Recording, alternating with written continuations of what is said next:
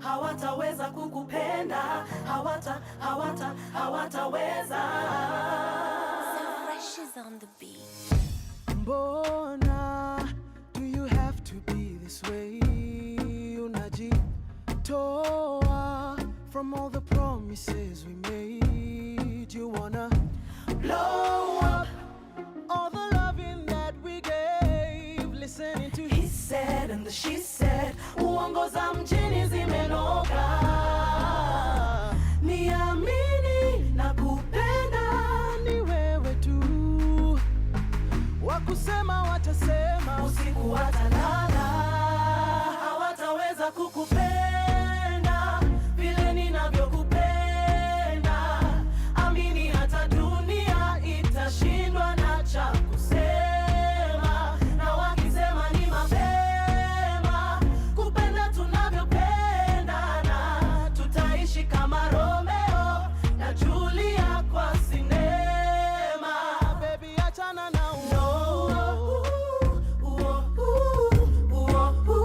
usiwasikize hao baby achana na usiwasikize hao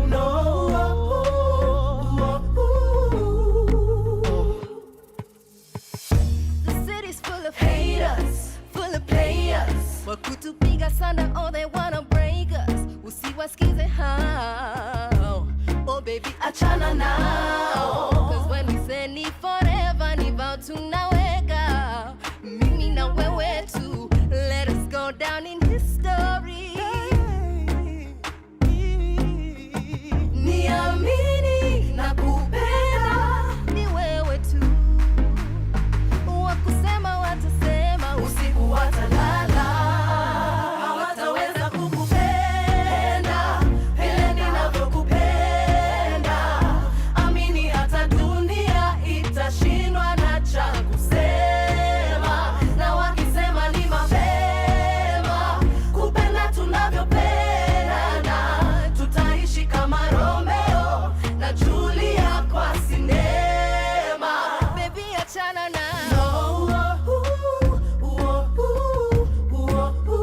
Usiwasikize hao, baby achana nao. Usiwasikize hao, baby achana na City boy wanna break your heart. City girl they just wanna have fun. Love you then leave you. Wakuache na maswali bila jibu. City boy wanna break your heart. City girl they just wanna have fun. Love you then leave you. Wakuache na maswali bila jibu. yeah. City boy wanna break your heart. City girl just wanna have fun. Love you then leave you. Wakuache na maswali bila jibu. City boy wanna break your heart. City girl just wanna have fun. Love you then leave you. Wakuache na maswali bila jibu. From sunrise to sunset, all day and night. Power Radio.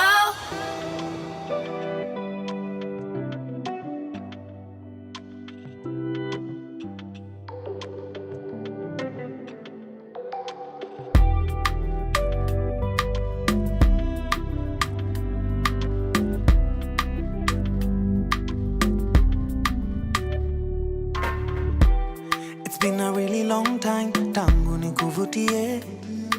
I only called today, but I think about you every day. Najua nilichoma, yeah. I take the blame. Juu tangu iyo day, I've never been the same. Find me at B&D of late kila weekendi. Nimekosana na wengi, lakini sisi I'm regretting. I know you know me well, usikate juu niko mlevi. Please don't hang up on me, niache niseme ukweli. I've I've been upset cause no one loves me better. Hata wanipende aje, na wapenda shingo pande. I know you're upset cause no one loves you better. Hata wakupende aje, utahepa someday. I'm not stalking you, niliona umepost pictures are cost, your new man doing the most. You seem happy, you seem so happy. Called to let you know I'm taken but available for you. Bestie, bestie, we nirudishie phone, cause you don't understand what the hell is going on.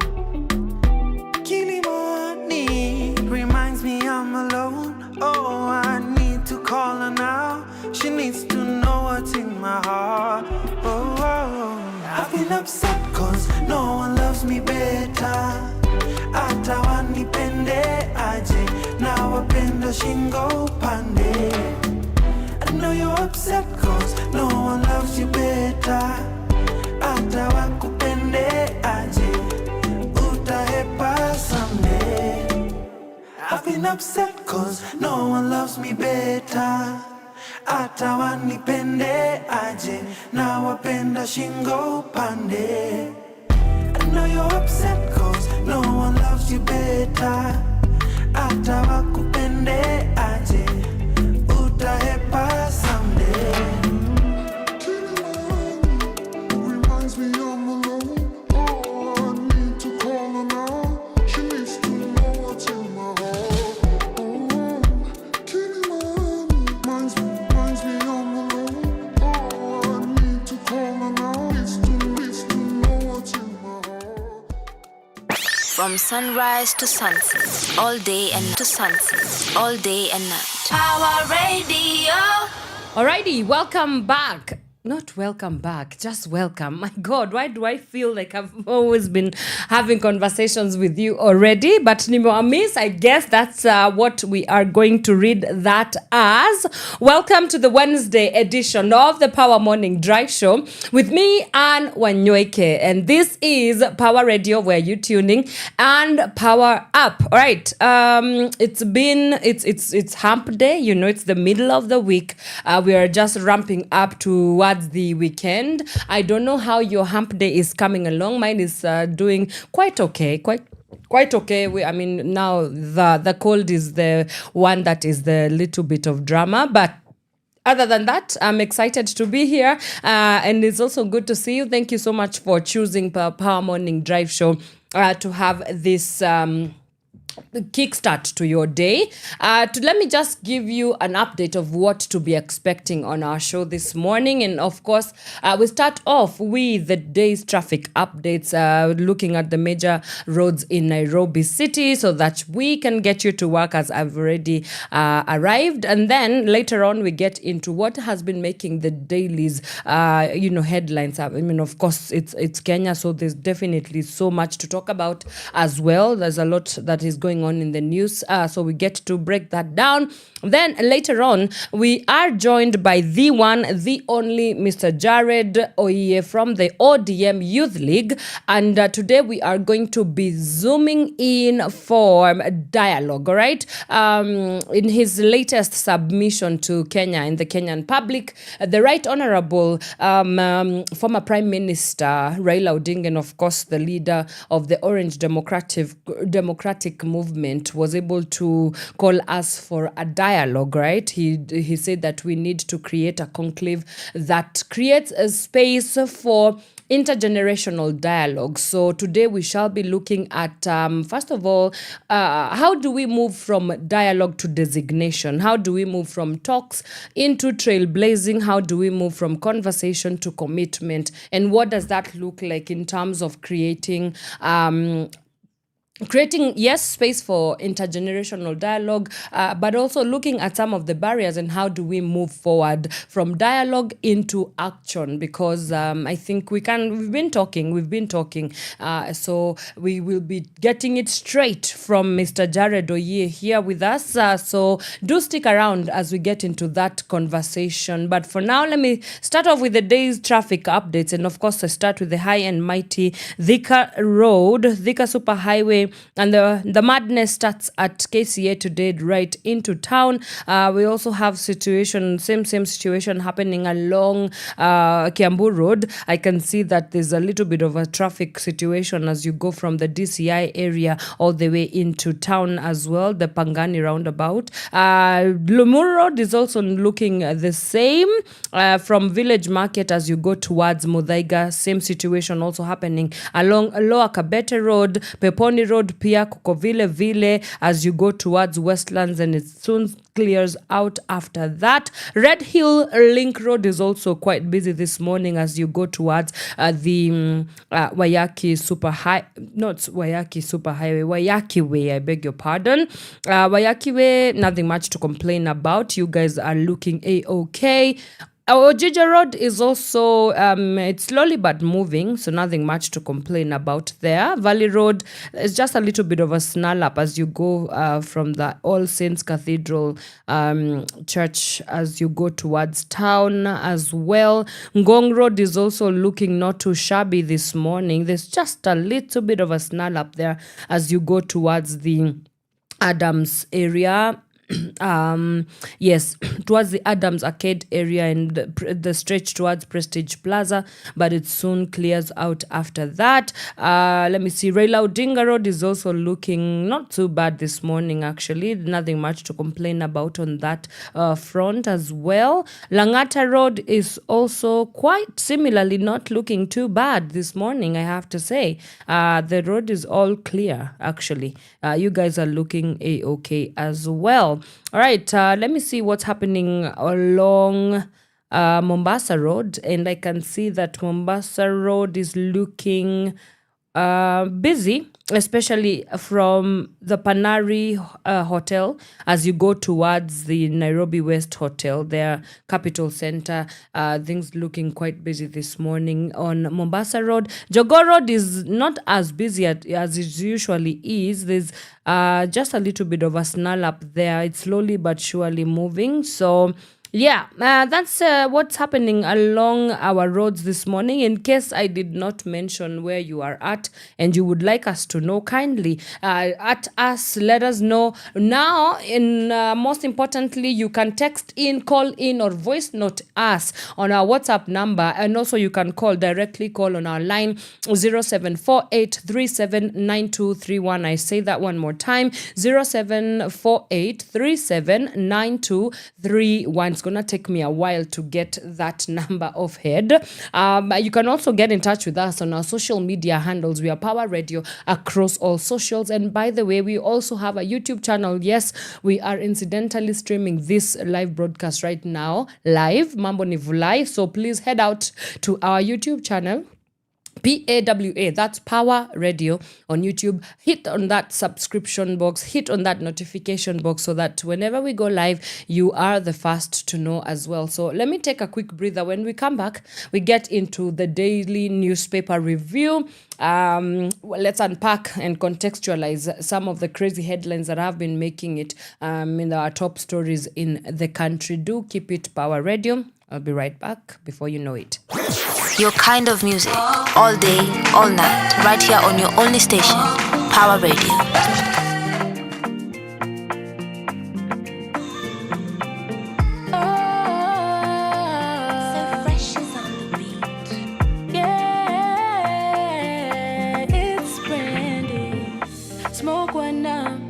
Set the operation nice and fitty.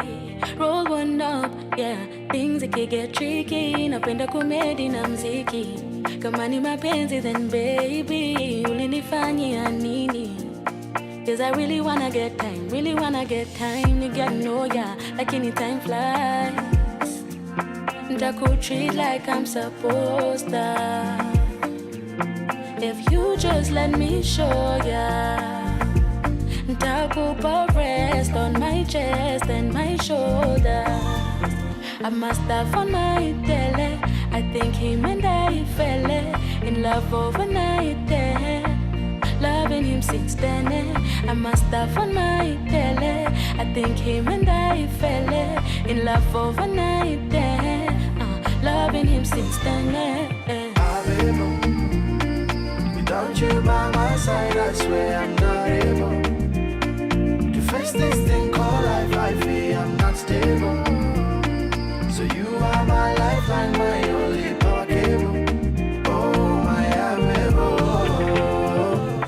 Look at the stars, shining so bright to get your attention. But we're so in love, so magical. I'll never love again. Believe it's planning a future now. And when we make love, you taking all the pain away. Otina timranade, universal love me ani chango atonde nate. Pokna yudo machalo kodi ale moni ani bende. Abide Lwanda ni Lwanda migeno. Okana go pain, okana podi. I must have fun my tele. I think she and I fell in love overnight. Wanted her since then. I must have fun my tele. I think she and I fell in love overnight. Wanted her since then. Without you by my side, I swear I'm not able to face this thing called life. I feel I'm not stable. So you are my lifeline, my only power cable. Oh, my amiable. Without you by my side, I swear I'm not able to face this thing called life. I feel I'm not stable. So you are my lifeline, my only power cable. Oh, my amiable.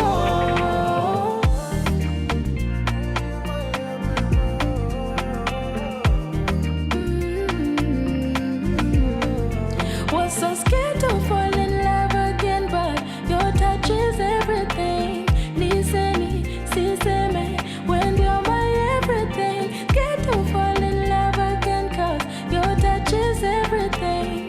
Niseni, siseme, when you're my everything. When you're my everything. When you're my everything. When you're my everything. Oh, was so scared to fall in love again, cause your touch is everything. Niseni, siseme, when you're my everything.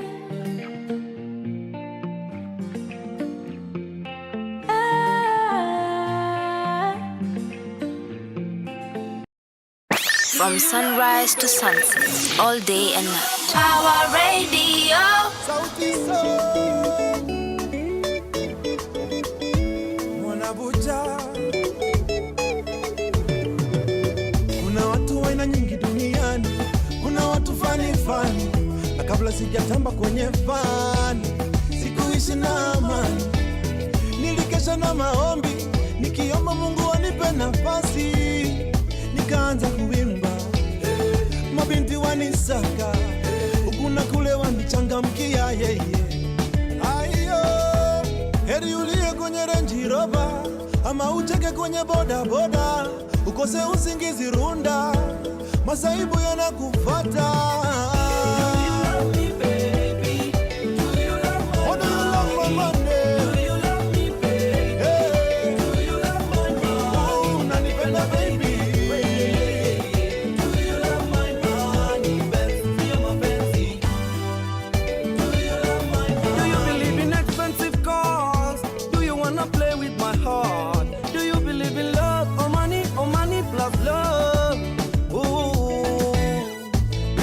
The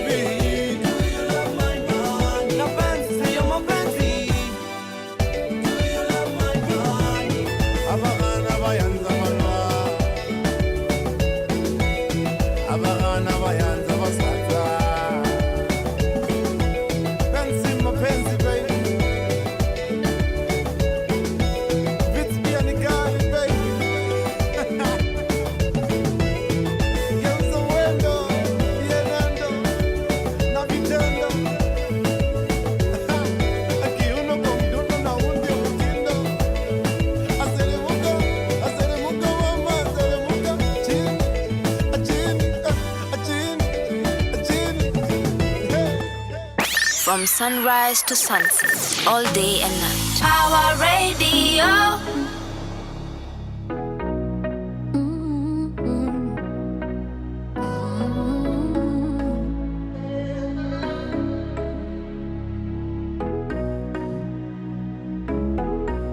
This is Hendrix Sound. Misikatai, unanidai, akiwalahi, ninaogopa sitadinai.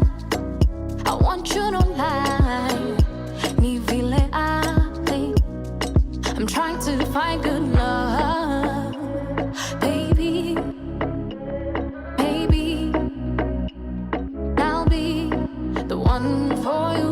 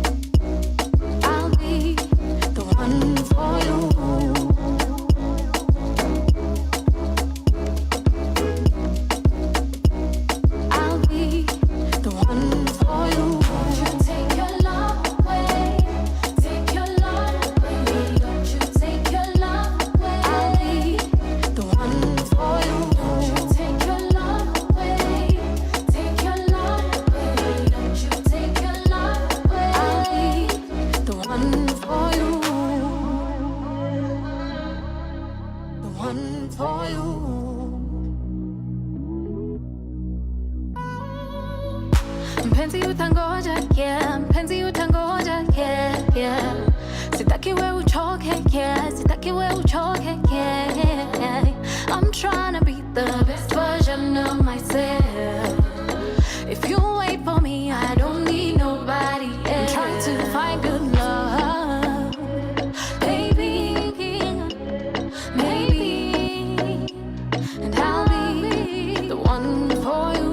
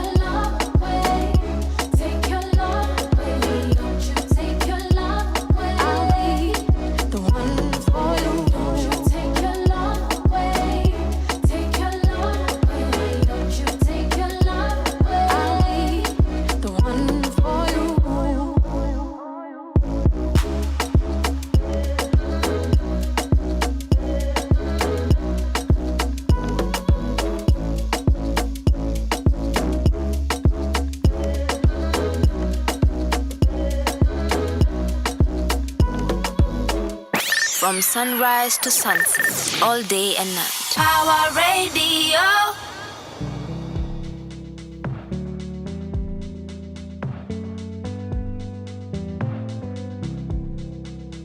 Run. Warembo ni wengi ila nawalenga, ndio maana usiku siku hizi nalala mapema.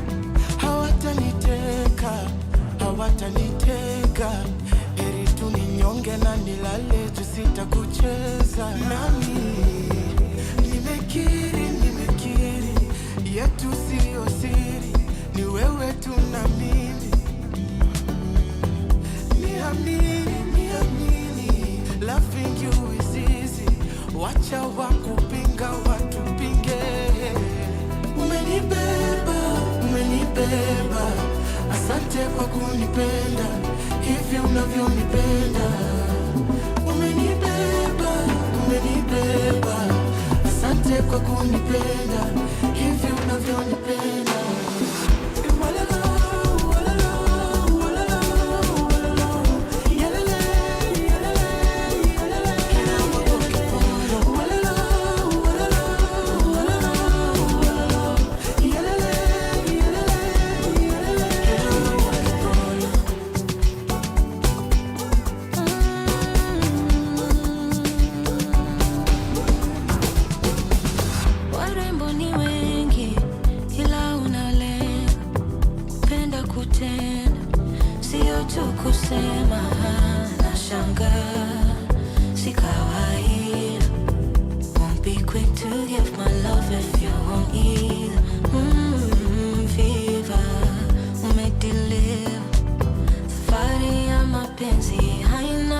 nimefika.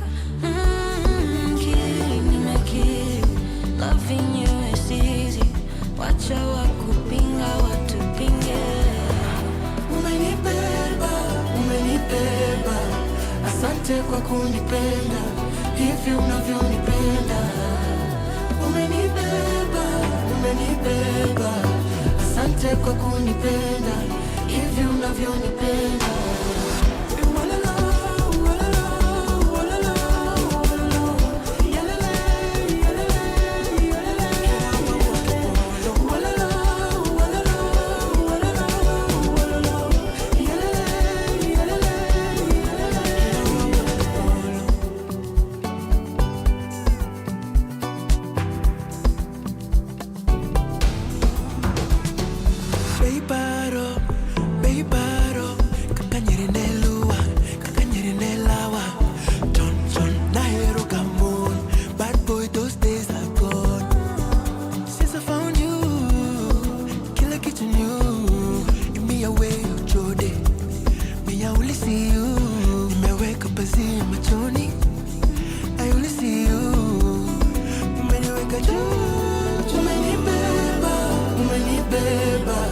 Asante kwa kunipenda hivi unavyonipenda.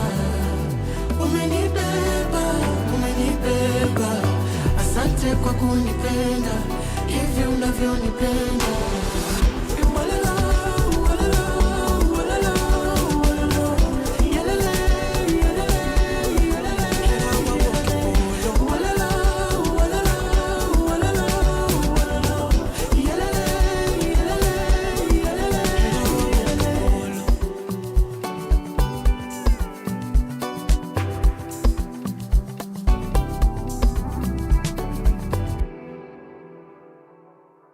From sunrise to sunset, all day and night. Power Radio. Right, welcome back. That is Beba Watendawili featuring the very beautiful, ever talented Zenia Manasseh.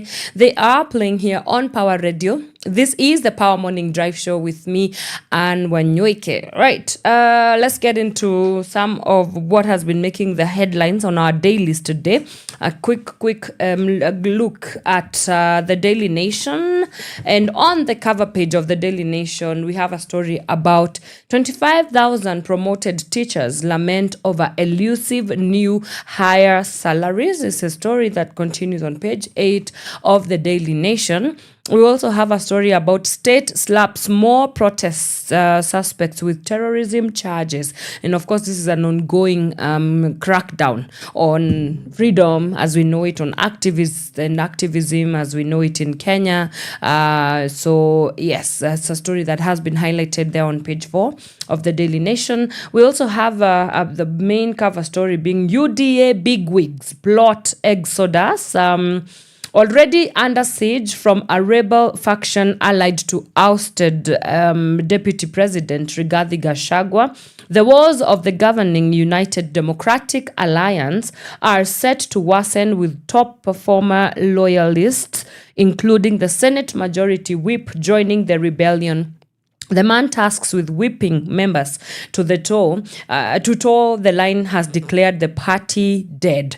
This is a story that is on page 7 with the faces of this exodus, as it were. Even before we get into the 2027 general elections, we also have Boni Halwale, Gloria Oruoba, Mohammed Ali, Joash Nyamoko, Jane Kihara, and Dindi Nyoro. There's a fight in paradise, and so it's quite juicy to kind of see what this portends for the political landscape in Kenya. We will see what are some of the takeaways from the story on page 7 of the Daily Nation. Then we also have free at last on death row in Saudi Arabia for over a decade, dreading a date with the executioner every day. The nightmare for Stephen Munyaho finally ended yesterday when he was freed after the dramatic negotiations with the family of a Yemeni citizen whose death following a feud led to his conviction. It took 150 million shillings, blood money, for his life to be spared. So this is a story that is on page 3. And finally, audit says NTSA has no control over own portal.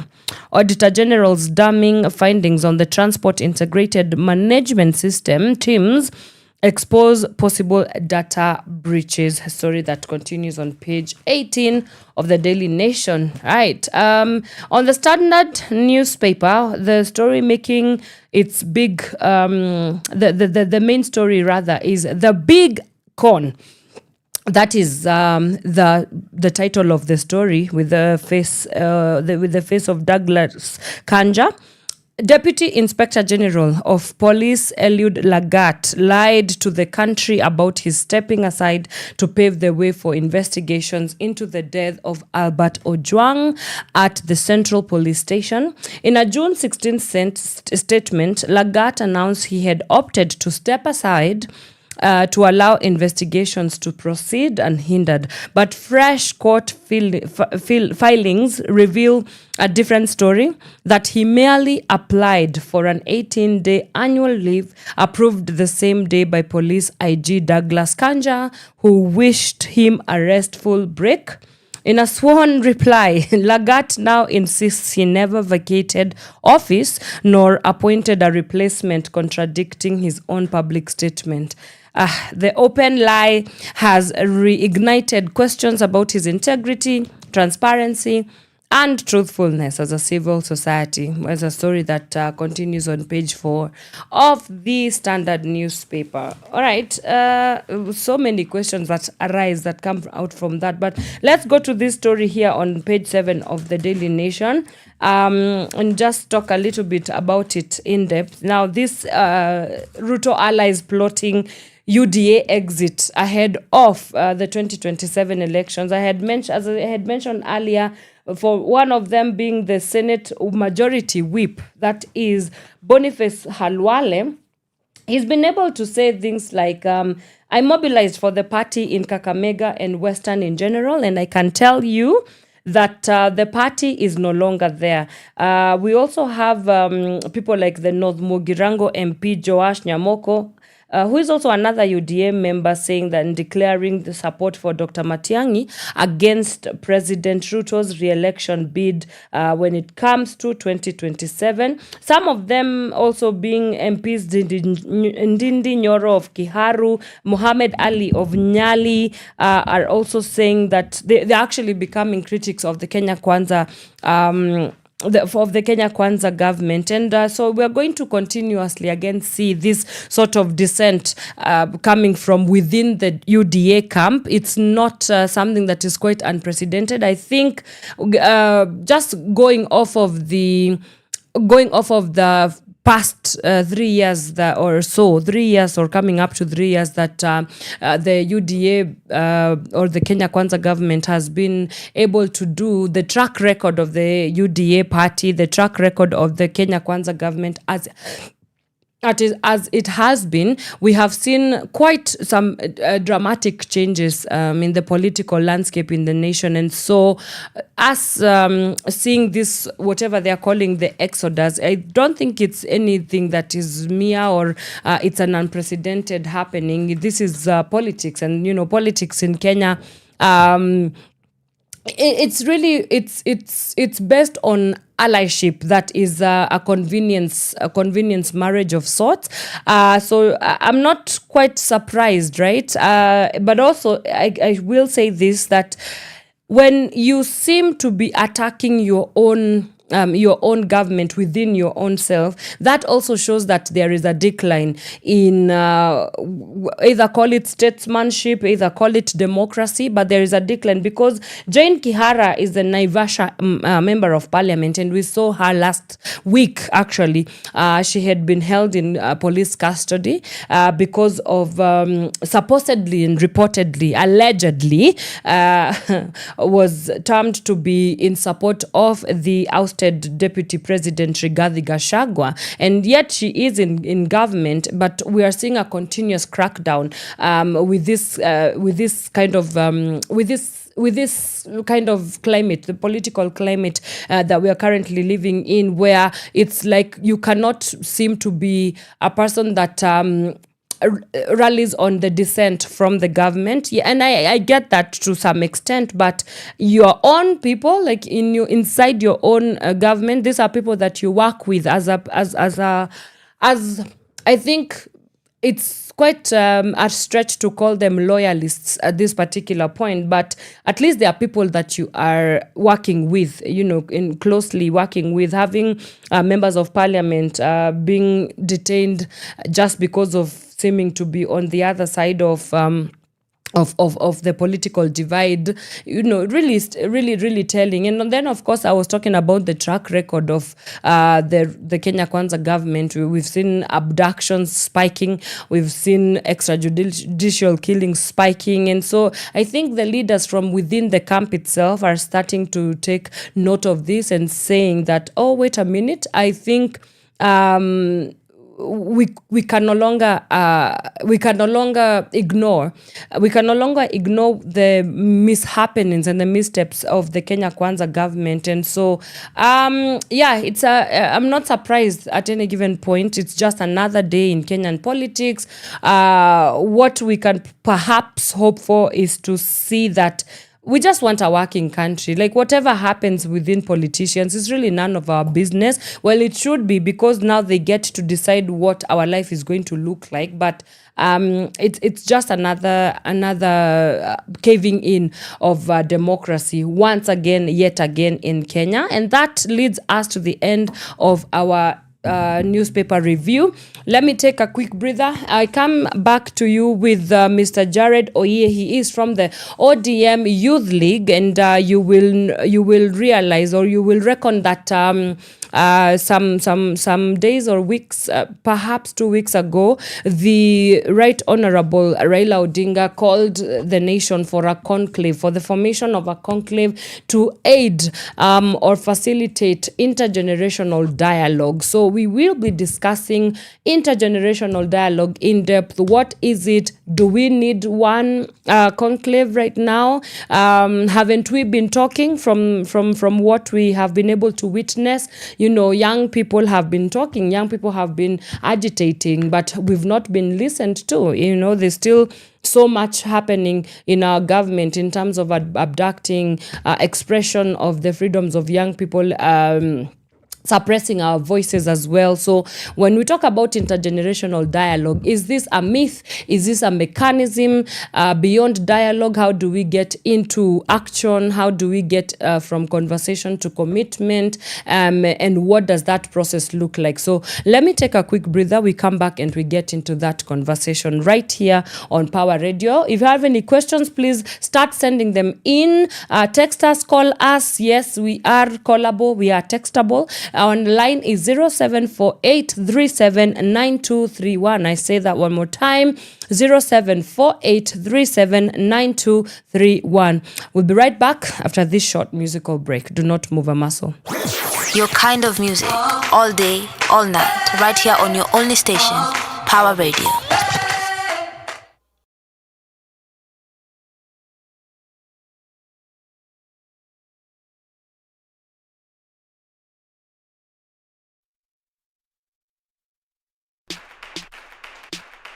Yes, you have to flip it.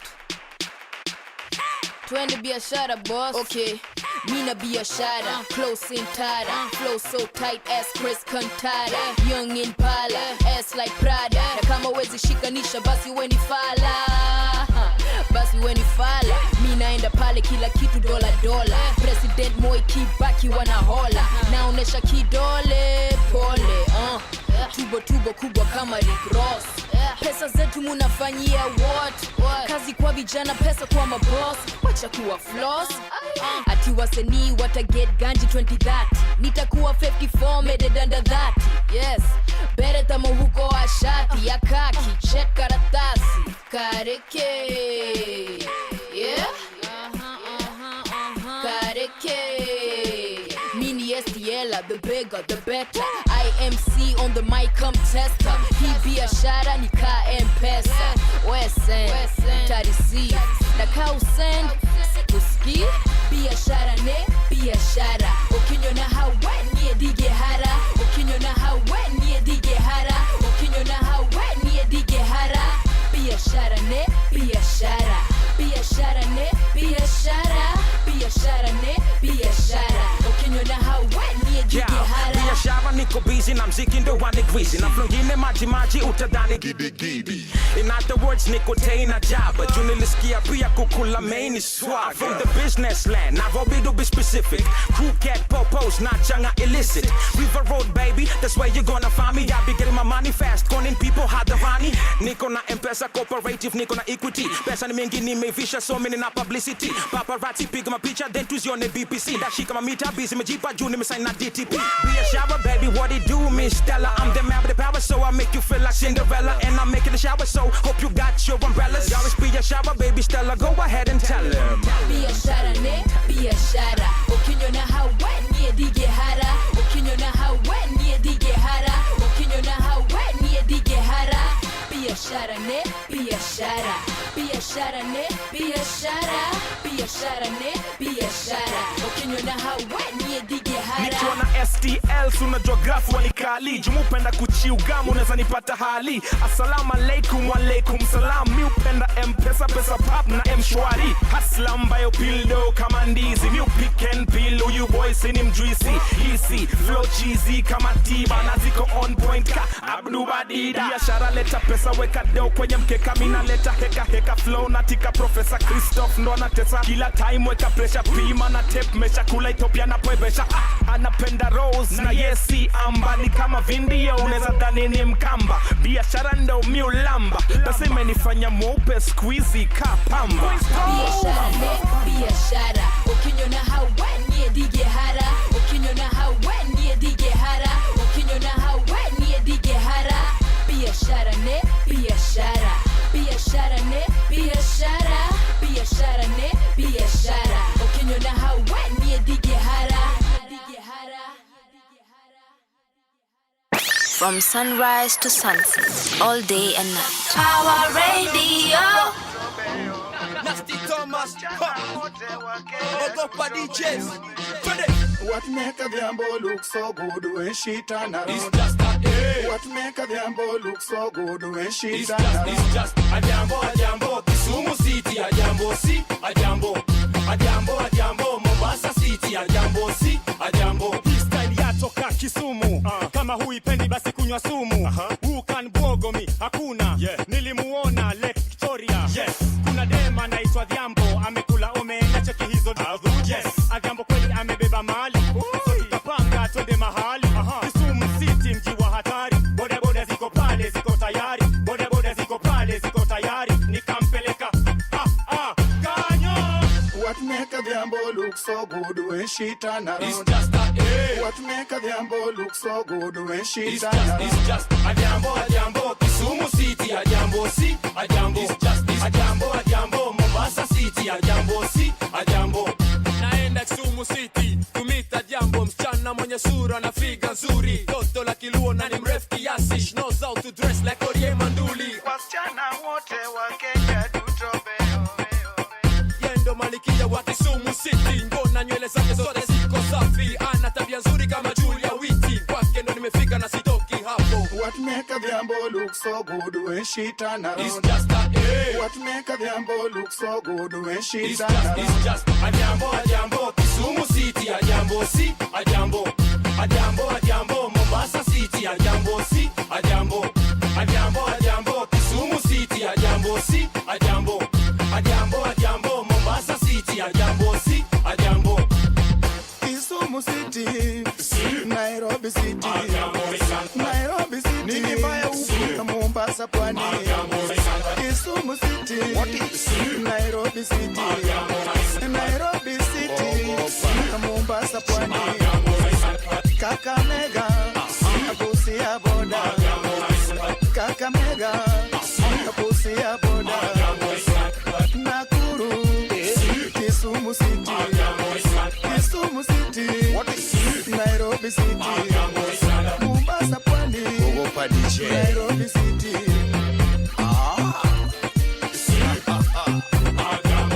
Wasichana wote wa Kisumu tutobeo, ni Nairobi tutobeo, ni Mombasa tutobeo, wasichana wote wa Kenya tutobeo, wasichana wote wa Kenya tutobeo, ni Masai tutobeo, ni Wajaluo tutobeo, ni Wanandi tutobeo, ni Kakamega Mandu tutobeo.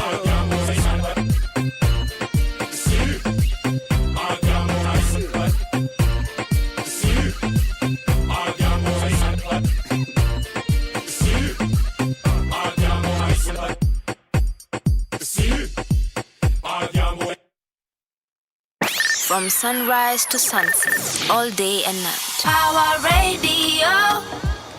All right, that is Adhiambo.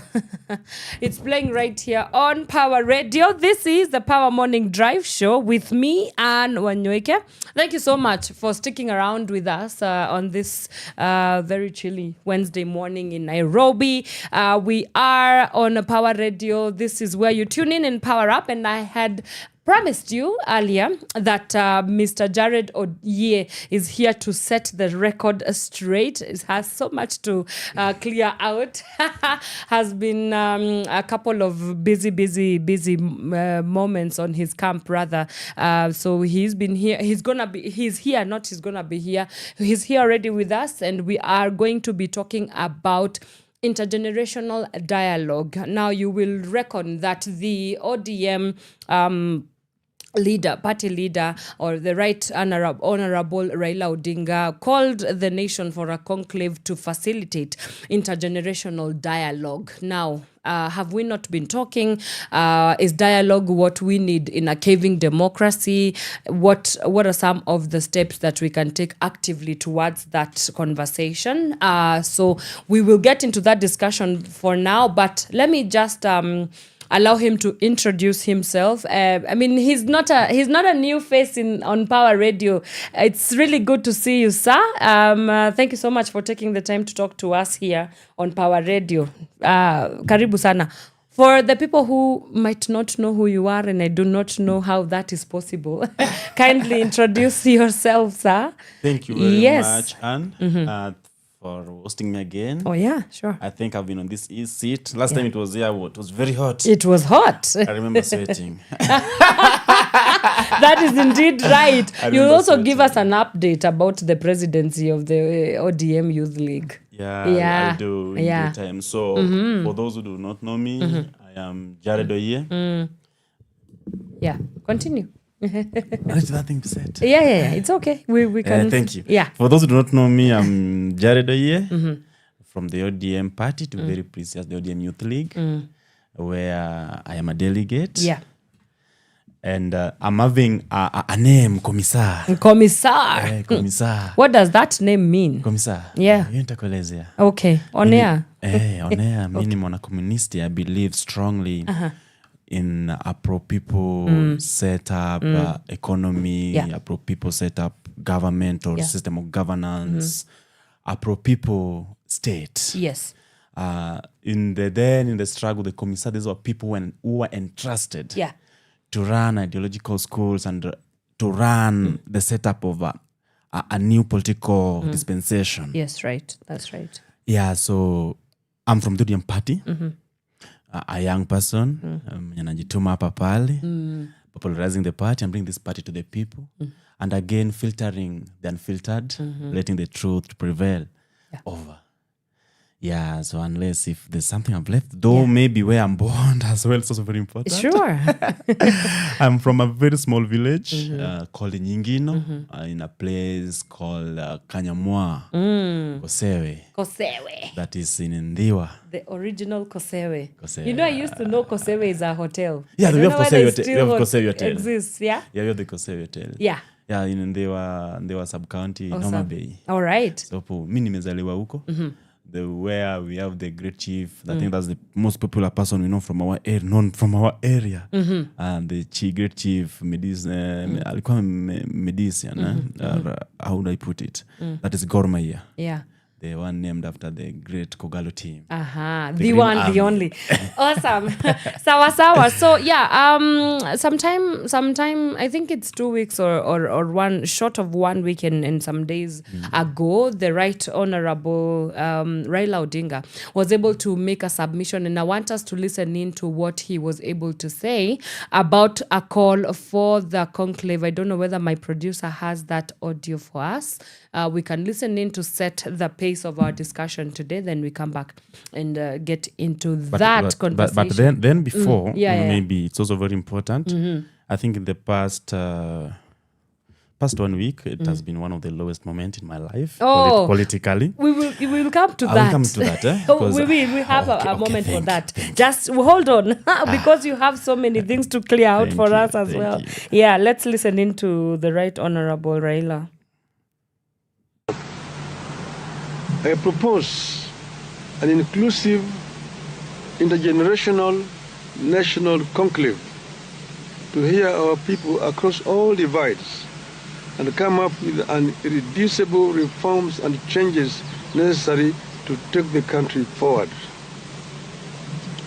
I propose that the country urgently returns to the agenda of comprehensive police reforms, focusing on enhancing accountability, transparency, and improving the police-to-people relationship. Your rogue police force that shoots people with impunity.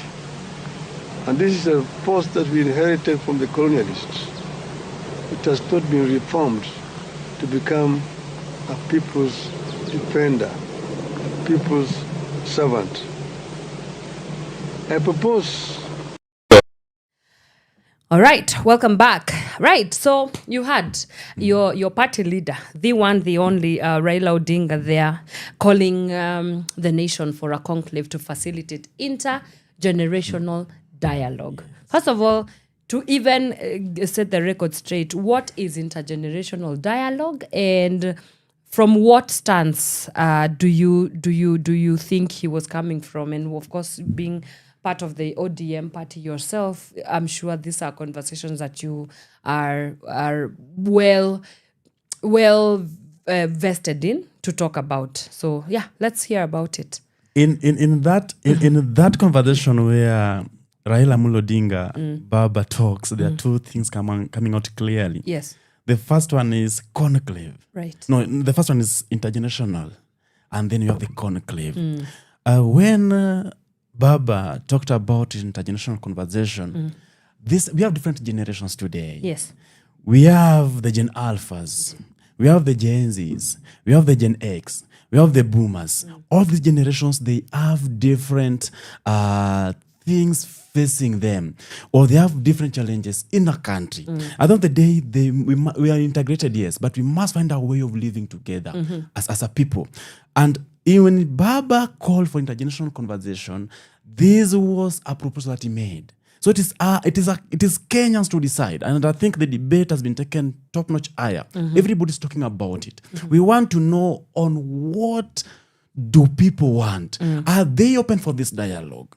And if they're open for this dialogue, the big question is how will we get to the table now? Yeah. And Baba have given a proposal. Let Kenyans debate it. Let Kenyans come up with how we are going to sit on this table. At the end of the day, and we must find a amicable way of living together as a nation. And I think time and time again, I've stated even in this studio here, that Kenya is very integral, serious pillar, not only in East Africa, but Africa at large. When we scramble down, I'm pretty sure the region will be shaking. And Baba Raila Odinga, being statesman, he sees it first. At some point, he have even shelved his own ambitions for the sake of the nation. Even for the sake of the party that he led, the party that we love so much, the party that hold our aspiration.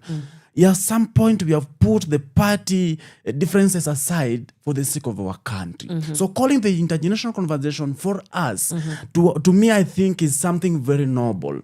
To me, it is something that is only statesman like Raila Amolo Odinga who can stand up strongly and give a direction. You remember during the Gen Z protest, when it was still very high, President Ruto called for what we were calling National Multi-Sectoral Forum, which failed. And I think after that, we ran into the X space. Nobody was even talking about it. But when Raila Amolo Odinga gave that statement, everybody talks about it everywhere. If you can remember, and this was done, I think, during before the Saba. So the Gen Zs want to have a conversation. The Gen X need to have a conversation. The Boomers need to have a conversation. All these generations, we must find a makeable way. We must find a solution to our problems as a country. And then the second thing is a conclave. Conclave is, if you remember, the Pope, the papacy. That is for the Roman Catholics, or for the Catholics. It is a special sitting where is it the bishops or who selects the Pope? Cardinals. Yes. Where the cardinals sit to select their next Pope. So it is the same thing here to me. It's a very special sitting for our country, where we'll sit down and born a new Kenya. We need a new Kenya. I think that's where we are moving into. We had had all I'll say the reforms and liberations that we have had, the two of them successfully. But now we're on the third phase. How are we going to get there? And I believe that the call that Mzee Raila Amolo Odinga have given is a special call for us to have another phase of liberation or another phase of making a step as a nation. A special conversation. The conclave. Right. There is a lot of conversation about the feel that Baba is a sellout, that he sold out, for the longest time he is. I don't know whether he still is the leader of opposition in Kenya, but he has been the leading figure when it comes to opposition, the face of opposition as well. So looking at even the MOU that was signed with the broad-based government coming into play and into a lot of lingo for the political climate that we currently live in, there is a challenge there with people feeling that why is an intergenerational dialogue being facilitated by a person who has sold out the Kenyan people, yet we do not want to continue having a discussion with a government that does not listen to us. What do you make of that? I'll start. You people are so unfair to us. You people are so unfair to Raila Amolo Odinga. You people are unfair to the ODM party. How so? First, the term opposition. We are having a presidential system of governance in our country, in our new constitution. But we Kenyans have sticked to the old constitution where we had the opposition. We have the majority and the minority. And this will say time and time again, we will not tire telling Kenyans the truth. We don't have opposition in this country. We have the minority and majority. We have the institutions that need to check each other. The executive need to be checked by the legislatures. That's both the parliament. But in most cases, we have always presumed that the minority in the parliament have been opposition. In our system of governance today, in our constitution, that we have the 20th constitution, there's nowhere stated or quoted that we have opposition. We have arms of government that need to check each other. Yes. But we have the minority and the majority. Even in parliament there, all the minority and the majority, they are a single entity to check the executive. But again, it's so unfortunate that since we got the constitution, it has never, the Kenyans and even the leaders that we have never allowed the arms of the government to check each other properly, even during the Uhuru Kenyatta's government. So Raila Amolo Odinga, I think, has been a face of not just opposition, but a face of the voice of the reasons within the government and even outside the government. So that is one. Number two, Raila sold out too. Whom did he sold out? That's the first thing. The Kenyan people. I'm coming there. When we had the NADCO report, if you can remember, the NADCO report, I think that is the last dialogue that we have. And we know that at some point that bore some fruits that we have today in the country.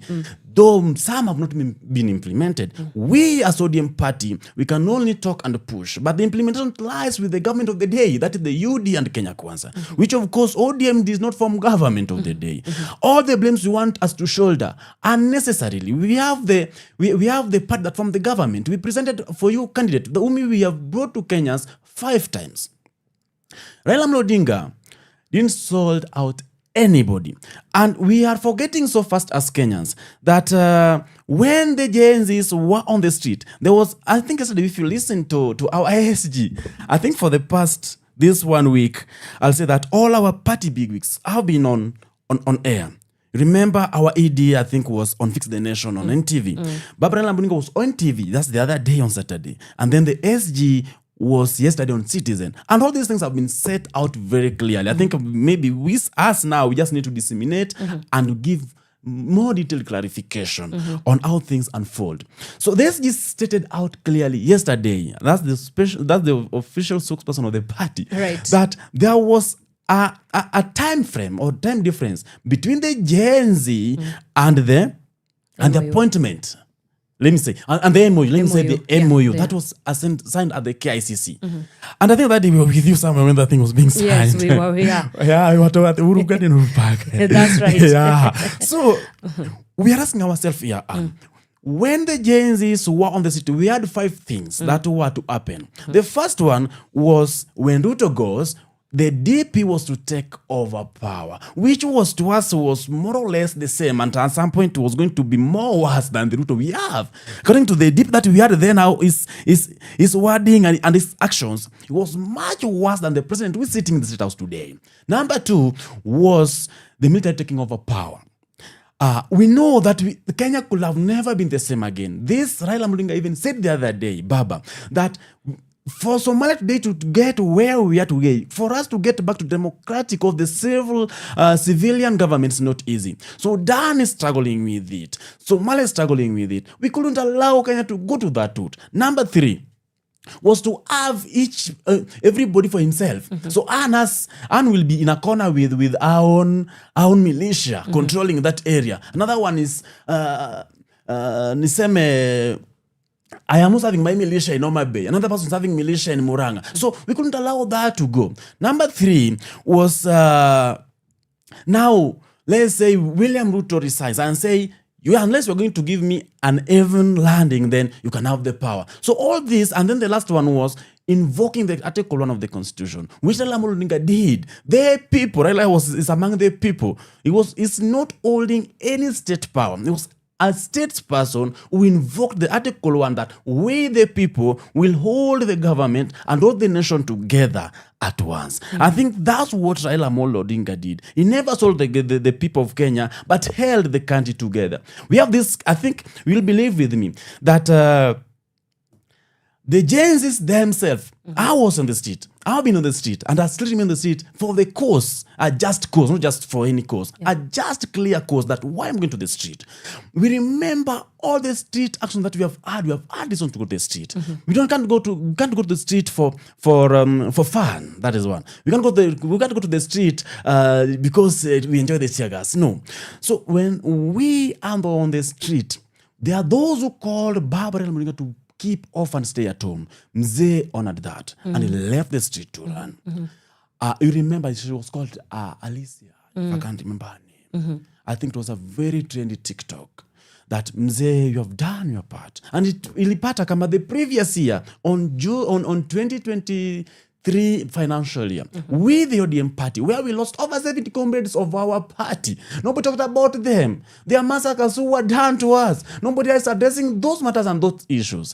When Baba kept away from the street and kept away from the Gen Z protest and let them run the show until the point that we show the power falling back to the street, where the army was already out coming to, maybe they could have captured power, having the army power and compared to several powers, the civilian power or civilian government. Maybe some point I was having a conversation with our friend from Northeastern, saying at some point we play with peace, we just don't know the price of the peace that you have today in the country. So we can't allow that peace to strip off or go off from our hands. So Raila Odinga never sold anybody. And if it is being sold, it is the Kenyans who have sold Raila Odinga 5 times on the ballot. We have presented the best presidential candidate ever. And we are still promising that maybe 2027, with the ODM party will on the ballot. But as things stand today, the party leader, unless he will cease being party leader or unless the Central Management Committee will decide otherwise, he will not run. But with the ODM party, we will be on the ballot with the party leader Who will be the party leader? Today's Raila Amolo Odinga. Unless we not be the party leader, will run for presidency of this country. Another criticism that comes from that is that he was on an NTV statement, the other day, and he said that he very much stands with the Ruto, right? Yeah. Because of course they are in a MOU agreement, and he stands with that. And of course he said that he's not going to be vying. He's not yet declared that he's going to be vying for anything. Somebody else who was also a critic of this conclave was Kioni. We have an audio clip of him talking against this submission by the Right Honorable Odinga about a conclave. Let's listen in to Kioni, and then we come back and discuss some more. So the statements that have been made by the bishop, to the extent that if it is a question of dialoguing, it's really unnecessary repetition. We have had enough of those dialoguing. In fact, if we were to implement what is already contained in the recommendations that we have had since the 2007 clashes and before, including the Dongo report, many of the things that we are going through now will not have happened. But on top of that, it is also necessary it is important to say that this regime, we can see the excesses of this regime. And the excesses of the regime is not in terms of just stealing, but in terms of the amount of violence that they are occasioning on Kenyans and especially on the young people. And very unchecked utterances by people who have responsibilities in this country. Right. That is former legislator there, Jeremiah Kioni, calling this call for the conclave for intergenerational dialogue unnecessary repetition. There's a lot of criticism going on there. I wonder what you make of this. And you'll agree with me. Yeah. This is the first special call conversation. We have never had something like this before. You will agree with me that we have had, as they are putting it, as people are putting it outside there, that we have had many dialogues, yes. But we have never had one like this one. The intergenerational conversation, the intergenerational conclave. We have been having dialogues with the political elite. We have been having dialogues with the church. We have been having dialogues with commissioners and so on. And I think with this one, we, the young people, what we are asking, or the demands, or as we are having this conversation, we don't want to have a theoretical dialogue where after some time it will go and collect dust somewhere. We know as Keanu puts it as well, that we have had many that collect dust in some shelves somewhere. Right. But this one, we want it to be a practical. And another thing with the previous dialogues, because we have had them many years, they have been led by, I'll say, the academias, where they write good reports. The academias write things that common mwananchi does not even understand, does not even get along with. Yeah. And will agree with me, in as much that we want to say that we don't need dialogue, as they are putting it. We know that where we are because of the dialogue that we have had as a nation. Let me start maybe a short history. During 1960s, when we were late 50s, early 60s, when we were struggling and fighting for our independence, there's a delegation which was being sent to London to negotiate with our colonizers, Kenyatta being one of them.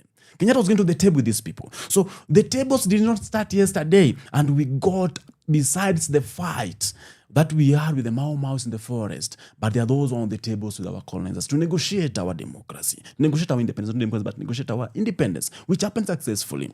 You'll agree with me, for the second liberation of our country, after the long protests, street actions, detentions, arrests arbitrarily, the killings and abductions, and so on, you'll agree with me that people had to go to the table and to the parliament for the repealing of the Section 2A. So there was that people must sit on a table. For us to have this new constitution, 2010, and you'll agree with me, that people had to sit down on a table on the dialogue. For us even to have the at least a high base that we can trust today, the commissioners that we have today. The NADCO report, that's one of the NADCO report bearing that we have today. People had to sit down, because we are trying to be in a situation where one single player was going to appoint the referee for himself. But now at least we have the whole nation, or the interested, all interested players are having a say in the formation of that commission. So we have had dialogues, yes, but we have also seen good fruits of these dialogues. We are where we are because of the dialogues. We young people, we are not going to get answers on the street. A number of them can only be gotten on the tables where people sit down and have a way forward. And you will agree with me again on the same breath that after every crisis, after every war, let me put it that way, after every disagreement, people must sit down and get a amicable way forward that everybody agrees. We may disagree and agree on a table, but whilst going to the street every day, we are continuing to lose lives unnecessarily. There's no martyr, there's no medal for being a martyr. Their parents, their families who are remaining frustrated forever. Their kids remaining orphans forever. Their young women remaining widows forever. So we have to avoid these things. We need to sit down, get how things can work.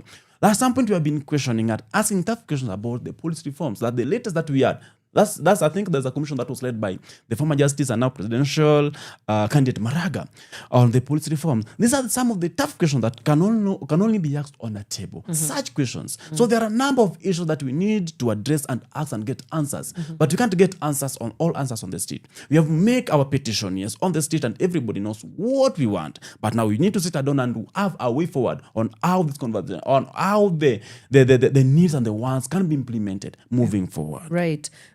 I'm just wondering, is dialogue and diplomacy the way to go in a caving democracy? Because clearly we are in a decline. I just wonder, I think we need more proactive measures. Yeah. As you say, caving democracy. Yeah. I think we as a Kenya, as a country, 254 in the region. And I think at some point we are in top 4, top 3 in a mature and trusted democracy. Apart from South Africa, Ghana, and then we are number 4, number 3, Kenya. But what are the metrics of a successful democracy? Because we are definitely not in our successful one. We are in one. No. We are in one. Read the room. Where? And you have been in Uganda, I know. Have I? And you have been in Tanzania, I know. The other day, I think I see my sister was in Bukanabe. She will tell you. She had gone to Zambia. Zambia. Yes. She will tell you the democracy there. I think those are some point I've tried to see how other sister African countries operate. Will tell you that Kenya is at least a bit different. And people admire that. We are the only country, I think, in the region where we can freely air our thoughts. Some in our neighbor countries, their thoughts are curtailed. Your thoughts, you are not free to talk. It's not freely because they kill us when we do that. I'm coming there. So at some point, you will agree with me that at least if you compare with our sisters in the region, we are ahead of them. So you say caving democracy and the dialogue. Yeah. For us to get solutions, for us to get answers, for us to get our voices implemented, and we must talk to each other, not at each other. And at the end of the day, we must agree that we have a democratically elected people government. Maybe at some point we from our party, we disagreed because we are of the position that our votes were rigged off, were stolen from us. That's a conversation for another day. But this government that you have today, you can't compare it with a military one. So the thing is, we must find ourselves on a table, talk, and get amicable solutions, get tough answers, and let our thoughts be implemented. That's why we are very categorical. That let us have intergenerational conversation that is very practical on the things that we will talk and discuss. Let them be things that can be implemented immediately. And again, these are some of the things that we are demanding. This is a conversation that Barbara Lamudinga have just proposed, that let us have this conversation. We're saying, if you're going to have the dialogue, can we have it with the time frames? We remember the NADCO report. And up to now, a number of the NADCO report findings or recommendations have not been implemented by this government. What are some of them? What are some of the recommendations of the NADCO report? Come to it.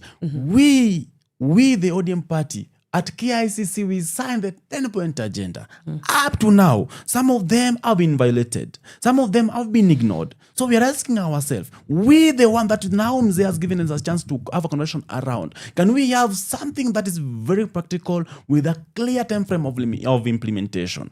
And it's also very clear that the young generation of this country are jobless. And a situation where you are having mandamano on Monday and everybody posts to the street shows you clearly that they are not engaged. So if the government will fail to implement the findings and the solutions from the dialogue that Mzee is proposing, then I'm pretty sure at any time, at any day, because they are not engaged, they are not employed, they are not working, they'll pour back to the street. So these are some of the clear lines that we need to check into. But we are for this dialogue. We need to sit down. So you are saying the caving democracy. Yes. For us to have that more mature democracy, for us to strengthen our democratic fabrics, we must have the conversation. Right. There's something that you alluded to earlier, that there is a definite power struggle in terms of, and especially you now from the Youth League of the ODM party. I will be very curious to hear what leading the conversation of intergenerational dialogue plays out as in the question of young people capturing power. What does that conversation then look like? Because yes, we are talking about intergenerational dialogue, and of course I would imagine that young people are part of the intergenerations that we are talking about here. But for the longest time, when you look at even youth inclusion in this kind of political setups, power is always elusive. You know, it's sort of like, okay, we've set the table for you young people, but you can only go as far as this, but you can only take the conversation as far as here within the boundaries that we have created for you, which now again raises the complication of tokenization of the voices of young people, and also the elusive nature of the power that is given or dished out to young people. So is it really intergenerational when some generations are more ostracized and disenfranchised, while others, for example, the old guard is the one that always spearheads this conversation? There definitely has to be a shift in how we go about this intergenerational dialogue. So talk to us, even as a leader within the ODM Youth League as well. I agree with you when you say that in most cases we have been sidelined. And I think this one reason why young people are to go to the city, because their voices have never been captured in running our beautiful nation. And just on the same breath as you put it, if you're very keen, I think yesterday or 2 days ago, the NYC, National Youth Council, put aside a budget for the election. And I think what Barbara Lamudinka was proposing was us having this dialogue emanating from the grassroots, from the polling station to the ward, and then to up to national level, where we'll be having the conversation now running. So when they put this funds aside, it's also a very clear signal that the government of the day, I think, is getting interested in having the youth on the table. Because for the longest, I think the last time that we had the NYC the last time that we have operational NYC council, we have secretariat, yes, but the council itself has not been there for almost 12 years. So when they put this aside, 12 years now, when they put this aside, it was as clear signal that the government of the day is getting interested in now the young people. That is one. And then, why are young people being kept off? At some point, and you'll agree with me that our generation, where we all fall, we are aggressive, learned and educated generation. We understand and know how things need to be done. That's why today, tukikaa hapa tutajiuliza, leo tuko hapa, kuna mahali labda tuuliza pale mbele. On the tokenism that you have just touched on, we have seen leaders, and this have been spearheaded properly with 2 people. I've been very keen on them. That is the PA, Faruki Bet, and DP, Professor Kindiki. Them going for the empowerment under there. And you saw yesterday the outcry that someone goes for an empowerment and then they're being given 64 bob, some are being 100 bob. Like, so these are the tough questions that we ask ourselves. Yeah. We young people here, and I'm pretty sure if you line up for 200 bob, as I know you can do that. I doubt if I'll be there waiting for 100 bob the whole day. So where does this leave us, we the young people now, on the tokenism that a number of them are being bought on table to be bought? Yes. Where you are there to be seen, you're a flower guy, or sometimes we say flower girl, girls. yeah. You're just there to be seen. So Not to be heard. not to be heard. You are on a table, but for photos, or you are a patua, that's what you can do. You carry bags, or you're a cameraman, or you're blogging. In most cases, the young people have been bloggers and so on. So with this call, I think gives us not just a proper ventilating way to get onto the table, but it's also an opportunity now to showcase that we are capable and able to run this nation. At some point, young people have also disappointed us. Those who have been given opportunities, they go in there and then they show us, at some point, I'll use this term, they show us the middle finger like, hey, you guys, we don't care. And at some point, they have been disappointing to our generation. We know those who have gotten the opportunities and they have never embraced the change that we fight for here. Yes. And we have young people who also think like the old guards as well. Yeah. They are the worst gatekeepers around here.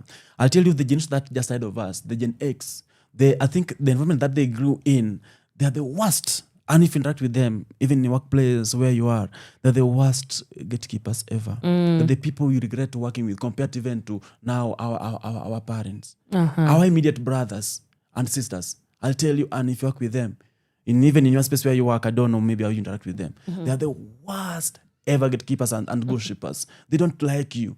If you thrive, they don't like it. So these are some of the things compared. And then we have the older people now, as you want to put the old guards, who are more of young people. They understand us, and there are those who relate with our struggles, and they also love and they want to see us breaking through the barriers. Yes. I think some of them are so proud and they're feeling like this is just not is worth supporting. These are people who are worth being given a chair on the tables and listening to them. There are those who can turn ear to us, and then there's those who will automatically turn deaf ears on us. Again, you must agree with me, just as they say that even the old people, not all people are wise. There's some old people, even the stupid ones, not even the foolish ones grow old. They don't die young old. It's the same scenario here. We have young people. Not all young people are pro young people, and not all people are against young people. I'll use a typical example of our party leader Amolo Odinga. I'll tell you that Mzee loves young people. He mentors many. I think he loves hanging around with them. In as much that he's having his circle, the people, the communities he grow with, the communities he have been with on the struggle. But he's a gentleman, a state patriot who will give young people opportunity and a chance. And we have seen it even in our political party, ODM. We have seen it how he embraces a generational change and conversation. He's the only person who can pronounce this tough conversation, where even president couldn't do it when he called the national I call it the national multisexual forum and failed. But when Barbara Odinga pronounced that, at some point may appear unpopular and unpleasant to other people, it makes a gradual shift on conversation in the country. He embraces them. So not all old guards regards us as threat. Even within our rank here, there are those who feel like, hey, for Anna, no. For Commissar Oyie, no. So there are those who will embrace you. There are those who will embrace us, and they'll love to have our voices and our thoughts captured on the tables, not only to be carried along for three things: be a rapporteur, be a cameraman, be a blogger, or just be there to be seen, or being sent here and there, collect a match. That's so right. And as much that we may say that we are having a curving democracy and may not be very easy for us to have a conversation, the question was, how are we going to get young people on the table? And then that's one of the toughest conversations we have today. That's one of the toughest situation or scenario where we are now. How are we going to get these young people? Because how will Commissar get himself on the table? How will Anne get herself on the table? How will maybe a gentleman Davis Biolo be on the table? How will someone maybe Kasmel Makoure be on the table? So these are some of the tough questions that we need to ask ourselves here now. And that's why I think the government of the day is putting aside a budget of, I think it is 165 million for the election of the National Youth Council, where we are the people among the few comrades in the country who were in the forefront. We confronted the CS, Vuria, and told him, hey, Waziri, we need to have a functional council. If we could have had it, I'm pretty sure the Gen Zs couldn't go to the street because they were saying that they were leaderless. Nobody was there to give a voice of reason for them. On as much that we are in the political parties, at some point some were saying that they were partyless. But again, today we are seeing young people embracing and joining this political party. The most recent one, I think I'll use the ODM party you people saw on Saturday. When we had the young captains, these are young ladies, very vibrant, very brilliant, who are joining our political party, getting their voices on the party. So how do we get here? We have the youth leagues. Then we have young people who are in the professional sector, their professional sectors. And then we have those who are running other things. So how do we get the young people on the table? Not all young people are political. Not all are in their are leading their professional careers. Not all are there. So how do we get there? That's the tough question that we the young people need to get, because maybe the old guard, this out there have organized themselves, because these are people who have been around for some good time. Wanajijua. Like as today we are still struggling to know each other, our strength, and what I can do much better among my peers. Yes. That's right. So I'm struggling because we've been talking. So I think the next level should be interrogating, how do we move from talks to task? Yes. How do we move from conversation to commitment? Because for the longest time, it's not the first time that we are proposing talks within government and also the people. So the breakdown always happens with the implementation and the commitment to the things that we talk about. So that is something that I would love to hear your thoughts on. And also I hear you alluding to the fact that, yes, we are making a case for different generations to come to the table, have conversations that touch on very specific and different areas. But there is a danger, as you've just rightfully said, of just taking people just because they come from different generations, but they might come from different generations, but then again perpetrate the same narratives as well, right? You've had the president on record even saying that you parents, you are not raising your children in the right way, and the reason as to why he seems to be saying that parents need to start doing a good job in raising their children is because they are holding the government accountable. And so then that becomes a question, and the question rises there of how do we ensure that, yes, with the intergenerations and different generations making it into the room and on the table, how do we diversify these voices so that we do not have a 60-year-old sounding the same as a 40-year-old, sounding the same as a 20-year-old, sounding the same as a 30-year-old. There could be a danger there. So that's my question. Diversifying the generations, but also moving from talks to moving from just conversations to commitment. Thank you. I love the term you've used. Talk to task. Talk to task, yes. Talk to task. Yes. We have talked. Talking, we have raised our voices. Yes. We have presented our case. But where is the task? Are they being implemented? And how long? I think if you can remember clearly, I told you that when we're going to this table, before we go there, we have few demands. Yeah. Before we get there, let us have time frame. But even before, we from the ODM party, it is a cry. I think if you listen to the SG yesterday, when he was saying like, we are the 10-point agenda signed at KICC. The ODM party can only talk and advise, but we don't have the mandate of implementing it. We are not the one holding the government. We are not the guys at the house at the hill here. This lies squarely by the president of the day and his government to implement these things. And I think you'll agree with me, again, as I said before, that if they fail to do it, they know the consequences. In as much that they are trying to maybe to quell the conversation and the street actions and so on. If you fail to do it, because we need solutions. All this what that we have been demanding for. We from the ODM party, are the same things that the young people were demanding for. We from the ODM party were demanding for good governance, if you can remember. Yes. We from the ODM party were demanding for audit of our debts.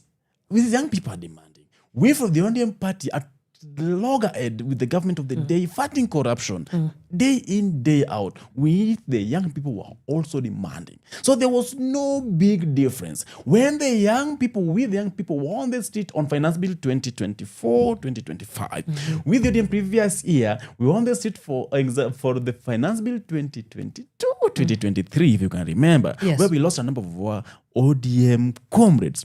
So there was no big difference from our demand that we have been having for the past 20 years since the interception and the birth of the ODM party. It's only that the governments of the day have always given it a deaf ear on implementing or listening to the voices of the reason to implement the demands and the wants of the people.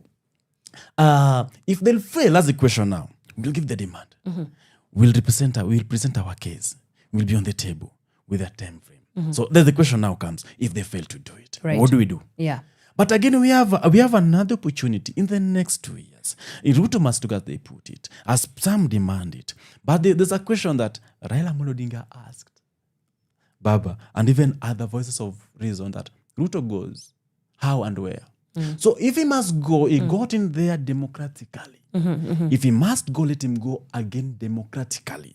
Let people vote him out if he must go. And where does he go? We all know that kila mtu huwa enda nyumbani. Hata mimi toka hapa nitarudi kwangu nyumbani, ukitoka hapa rudi kwako nyumbani. So people go home every day, right. You must agree. So if Ruto must leave and go as the people put it, and even as you're putting it, that I know he will go, because we from the party will field a presidential candidate. I'm pretty sure we are not part of UDA. We will compete with the UDA party in case they'll be having presidential candidate, unless otherwise. And for 2027, we are better placed to take over the government of the day. So that is one. Yeah. Number two is when the president raised a concern on how parents raise their kids. In the same way, the president of the day is having kids. We have Charlene, we have George, Nick, and so on. And I think when we were growing up, people grew differently. We have three types of youths, and we have youths who are in the rural setup.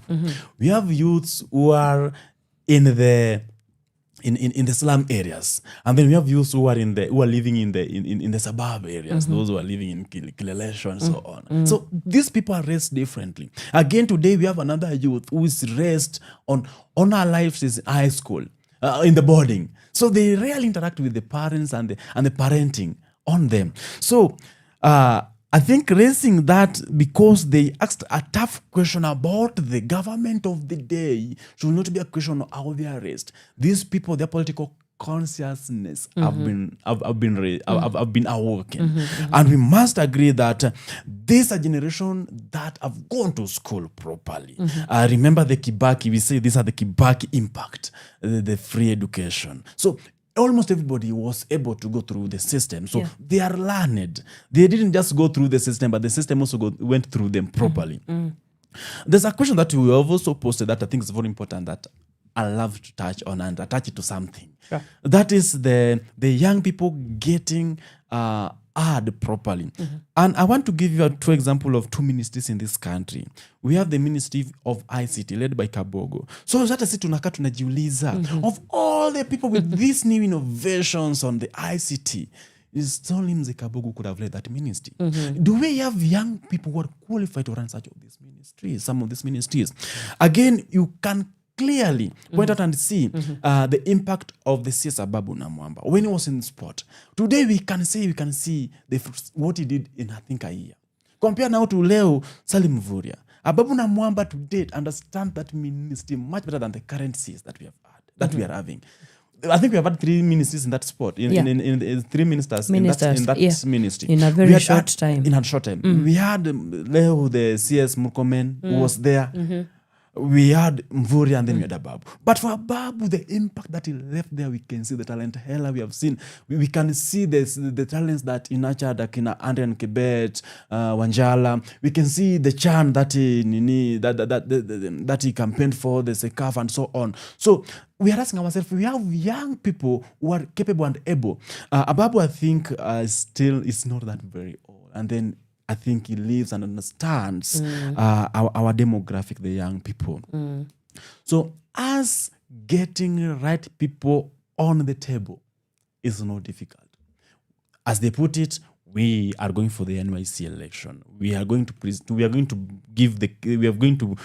have the best for this country. We are going to present our candidatures from the polling station to the national level. We have political parties who have outstanding leaders, not youthful but youths, who can present young people. There's another term that is being misused, and it's not in our constitution. Both in the all our party constitutions, the RPP, and even the supreme law of the land, the Kenya constitution, the youthful.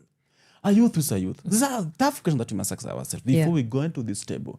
A young person, I think, is between the age of 18 and 35. So beyond 35, even with a day, it's not longer youth. You have surpassed it. And in our most setups, we have seen there are those who have been still more squandering around that. No, they are youths. Man, we know that they are not youths. There are those who are having kids almost my age. They are still saying, I'm youthful, I'm still a youth. So we ask ourselves tough questions. Will these people also get a chance on the table? So these are some of the tough questions that with the young people we are raising. That if it is a youth, let it be a youth to be on the table. And let it be a youth of a reason. Not just someone who will be there to be seen. Not just because you have a fancy suit. Not just because you have a nice hairstyle. Not just because you know who is who. But if you are from a serious caucus, like from our ODM party, we have a number of good youths. I'm pretty sure given an opportunity to sit on that table will impact a proper conversation. We have others from other political parties. We have, I think, some good ones from the UDR party as well. We have some good youths from DAPK that I know. We have one from the DCP I know. We have some good youths around these countries. Those who are political and even those who are in other sectors in the country. Right. We have youths who are doctors. We have youths who are teachers who can be ventilated into this conversation. Right. But the thing is, we want youths who are youths with a time frame and a practical conversation. As Mzee puts it, let us have this conversation. Let us people debate about it. But when Kenyans will say they don't need it as well, you need to give us the reason why you don't want to have a conversation. And if you don't want a conversation, give another option. At the end of the day, and we want solutions to our problems, not complaints. When will we sit down and get solutions to these complaints that we have been raising around us as a generation and as a country? Yeah. How do we move from now? Yes, we've come, we've talked. I think some of these things have to also be enshredded within policy because, again, it's always a systemic issue. Agitating for dialogue is so that we can have policies that now transition us to the solutions that you are talking about. Again, a problem in Kenya, but how do we agitate more for solutions that are policy based, that are solutions? Policy based solutions beyond just sitting at having conversations. I'll refer is tricky dogo on the we are that. I'll use my party leader because this is the only party leader that I know. This the statement that I know so much. Yeah. And we remember when we had the cooperation with the Moi. Yes. And we know what it brought. That's, I think, what gave us the 2022 government. When we had the mass walk out or the mass exodus from Kanu. And those exodus from Kanu from the next government. And we saw the impact of that government of 2002 to 2007. And then thereafter we had another coalition that came during after the PEV, the post-election violence of 2007-2008. We also know that the infrastructures that we have, the concerns that we have, a number of things, the TGRs that have never been implemented, all of them came out from this. I'm coming to your question. Yes. Number 2. Yeah. Number 3, you remember when we had the handshake between Baba and Uhuru Kenyatta. Yes. At that point, maybe you people are forgetting, we had those of us, we are for the secession of Kenya. We had a new flag already. We had new demarcation of the Kenya. Maybe you people forget. But Baba, with this statesmanship and patriotism that he has for this country, he had to shook the hand of Uhuru for us to heal the broken links in the nation. The Kenya was getting divided, let me put it that way. And you will agree with me as well on the same breath that we also saw the businesses thriving back again. We also saw the investors coming back to the country. We will agree with me that we saw the companies opening up in this country. And then the most recent one now, where everybody blames Raila Amolo Odinga for allowing William Ruto to have his tenure move. The Kenya was breaking down into pieces, and he had to step up. Now, we are now on the conversation that he has called for intergenerational conversation. There have been a greater misunderstanding. So, on the implementation that you are asking a question about, I've given you all that to see how we have moved from one point to another, and even the impact that they have had, not only on the country, but on a generation. As I have always put, nothing is new under the sun. Whatever I'm doing today, someone did it before. When they were youth, they did what we're doing today. So that they never had the media. When Orengo was being arrested, outside there, I think it was around Uhuru Park. During the 1990 multi-party revolt. Mm-hmm. So when our ED was being arrested at the University of Nairobi, that is Dr. Doro Ngwen. So nothing we are doing that is new and that have never been done. So that as today, things had advanced and have changed kidogo. But that's the same things. So if they fail to implement, that's where I was coming back to. If they fail to implement, and we have another chance as a country, our young people, 2022, a number of them didn't turn out to vote. Our young people, a number of them are not having the voting card. And it's one of the proposals that even the party leader raised. Personally, I raised, I think, a year ago. But why do I need to have a voting card when already I'm having the ID? So these are some of the issues. If they'll fail to implement, then the people of Kenya are only having 2 years. Let the government of their choice to implement these things, to implement all these cries that we have been raising. These things are not new. We have been raising them as a party for the past 20 years, I'll tell you. The corruption part of it, and the good governance, and having the devolution working. These are some things which are so eminent to us that we have been raising, and they are so dear to us. So if the government that we're having today will fail to do it, we give them a chance in 2027 to elect ODM government, will implement it. We propose and implement. Because today we can only talk, we can only propose, we can only advise, but this lies solely with the government of the day. This lies not solely. That's why you It's fine, it happens.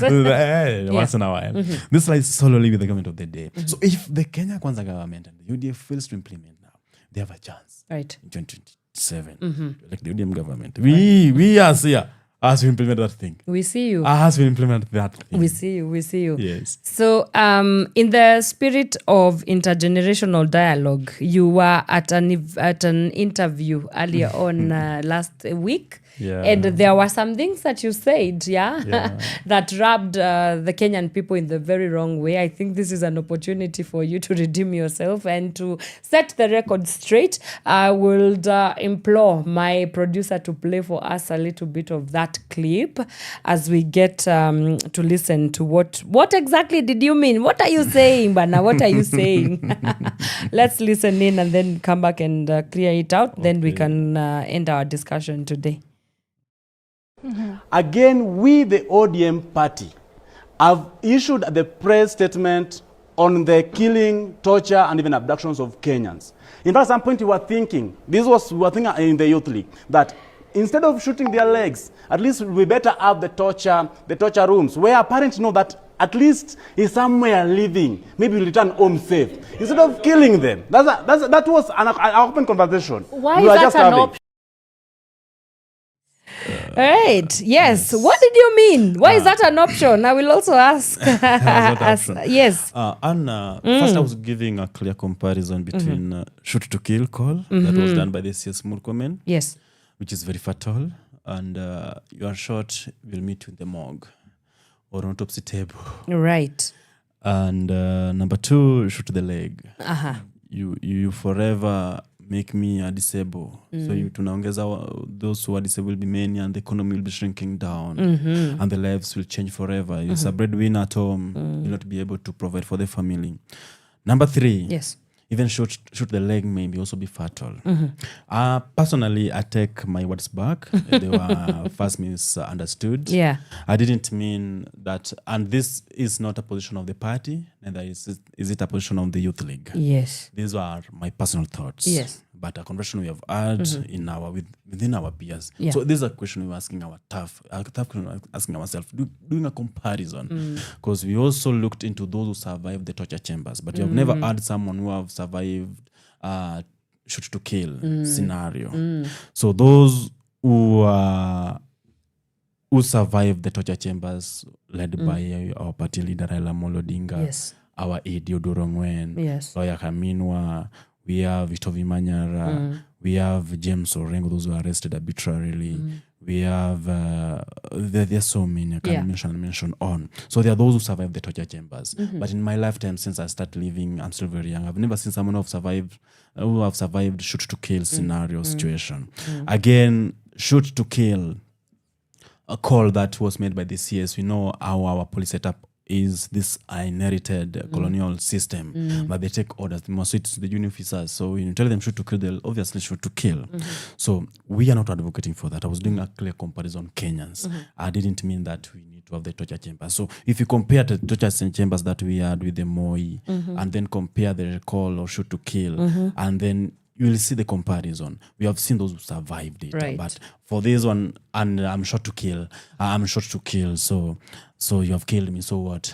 That is one. Number 2 is shoot to the leg. This is a breadwinner. I'll no longer. My life will change forever. My kid will not be able to provide for him or her. And if I'm a husband, the life of my spouse will change. And the thing is very clear. I think to me, shoot to kill is more evil than torture chambers. To me, shoot the leg is more evil than torture chambers. The torture chambers were worse, yes, but this is more worse. So we are not advocating. These are some of the reasons, these are some of the gains that we have made and stride that we have made as a country and as a nation. And we can't go back there. And the Nyayo chambers can never be revived in this country. With our new constitution and our new dispensation, it can't be done. But the government of the day must be called out properly on their rallying call to suppress the dissenting voices and the voices of the reason from the young people, or the voice of the reason from our political parties, or from the progressive forces, not only political parties, because we know those who have been on the street, where I grew. I think I was telling you of microphones, where I grew. I've grown on the street with the progressive forces. That is the RSL, Revolutionary Social League, the Soldiers Centers. So more that is the Social Workers Kenya, Socialist Workers Movement Kenya. We have worked closely with the CPK, the Communist Party of Kenya, and so on. So all these dissenting voices need to be protected properly. Right. And on that clarity, we are calling out the government of the day to call off such utterances. And I think if it were in some countries, someone like Murkomen, he couldn't be leading that ministry anymore. So the context was not the revival, but I was doing a proper comparison on comparing the two. Right. And I think it was taken out of context. And to Kenyans, I'm so sorry for those who misinterpreted it, for those who didn't understood me properly. I can't advocate for such. Personally, at some point, I think, if you're very keen, I think that past 2 weeks I was in a police cell, so I can't advocate for any. Even if the police cells are no longer safe, remember Joang lost his life on a police cell. Yes. At some point, we're asking ourselves as well. Yeah. These are tough questions. Yeah. Maybe let not be misquoted again. Yes. These are tough questions. They are tough because again, you questions, see, even in our police cells and our jails, they are worse. They are not in good condition. Our people are being treated inside there. So why can't we have these reforms implemented? And these are some of the things that have been addressed before with different commissioners or commissions that have been formed, and even maybe the dialogues, as Baba puts it. They just need proper implementation. So at some point we find it very difficult to differentiate even now the torture chambers and even ourselves. If Ojuan could lost his life at the central police station there in the cell. So we found ourselves in a very awkward situation. That's right. So I call back and nimemeza maneno zangu. You renounce your own statement. I am sorry over it. And to my party and the cadres that I've worked with, I'm not a street professional, but I'm a street militant here, serving on the street. So understand, Kanista, I think the first time that Kanista gonga vizuri kwa mdogo sana 2018. Around Tomboya up archives. Yes. Gonga vizuri sana, labda karibu initoe mbegu zangu. So I know the pain and everything. I understand. Yeah. Kama ni teargas tumekula hata ile juice tunajiuliza ya Sabasaba was on the street. Yeah. We had a different teargas because the teargas that ilikuwa natoa all forms of fluid in you. Mate inatoka, makamazi inatoka, unalia, so you swear, so it was a different zaini gani. Right. So these are some of the things we are asking ourselves, despite us being oppressed on the torture chambers. Even outside the torture chambers, we're still being oppressed properly. Yes. We're being oppressed in our homes, I'll tell you. We are a number of young people who are going through a lot. Yeah. Not only young people, but Kenyans. I know a number of many people they are in jail, outside jail. So we are not calling for such. I call the government of the day and young people and Kenyans at large that I call off my words, and I'm sorry over that. Okay, well, the apology is well received. The apology is well taken. I see that we are out of time. Officially, it's 10 a.m. East African time. But before we let you go, what is the commitment of the ODM League in this intergenerational dialogue? Where do we go from here? How do we transition this country into, I think this would be the third or the fourth liberation of the nation? This should be the third. The third, yeah? This should be the third. Third. But we have been trying very hard to have this third breakthrough for the longest time. With so many obstacles. Many obstacles. Right. So I love that I'm with the ODM party. We. Yes. So this generational conversation, this generational call, will agree with me that from the ODM party, we want to own this process. Mzee proposed it. For we, the ODM Youth League, we want to own the part of the youths coming together. We want to mobilize the youths across the country. Yeah. We want to own this process, not only on the tables, but even on the street with the young people, even on at the polling station. Not only on the tables alone, not only on the paper that will be printed, but we want our voices from the ODM Youth League to be captured clearly on this struggle for the third liberation of this country. Another thing that we must agree on, though there's a lot of speculations going around, is that the ODM Youth League Party, I think there's a point that I was here, said this, should be a semi-autonomous organization within organization. So our voices within the party are welcomed and have always been welcomed. And young people need to realign and align the political parties. And will agree with me that what is running the country today was formed within a political party, UDA. The ODM party as a manifesto, the ODM party as policies to run a country. Young people must know that the what runs a country or a nation are being set during or before the election within the political setup, within the political party setup. So for us, ODM party, we have the founding manifesto, the founding policies that we believe in strongly to date. At some point, we may just adjust with the changes that are happening day in, day out.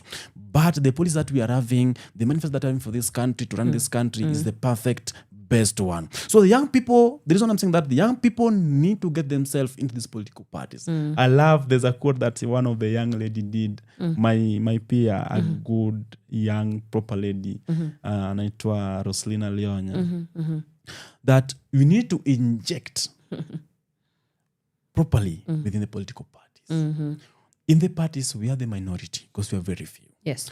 But outside here, we are the majority. So young people need to have a clear mandate to join these political parties and influence their policies. Because those are what will run a nation, a country, unless otherwise.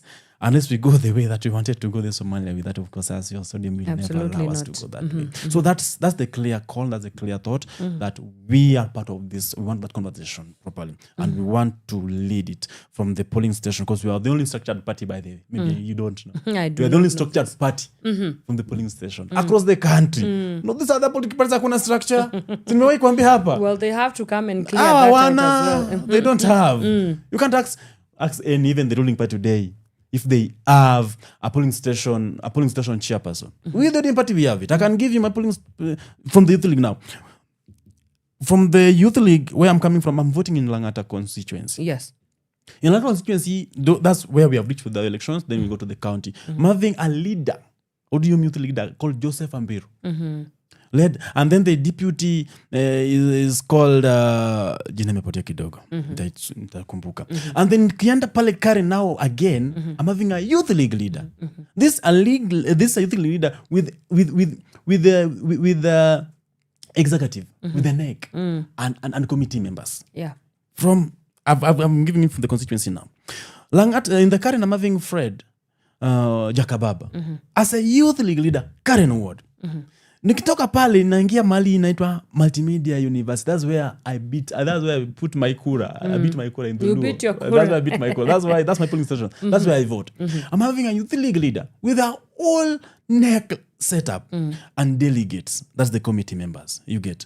Anaitwa Victor. So all these other political parties are not having that structure. So if it is going to the polling station, I think we can go with the ODM option, because we have that filtered across the country. Yeah. From northeastern to eastern, from north to south, from Nyanza to coastal. So we are the only political party. If we must have that thing developed properly, then they can use our system. Awesome. I see that my producer is telling us we are out of time. I think let's put a pin on this. We are not going to end this conversation here today.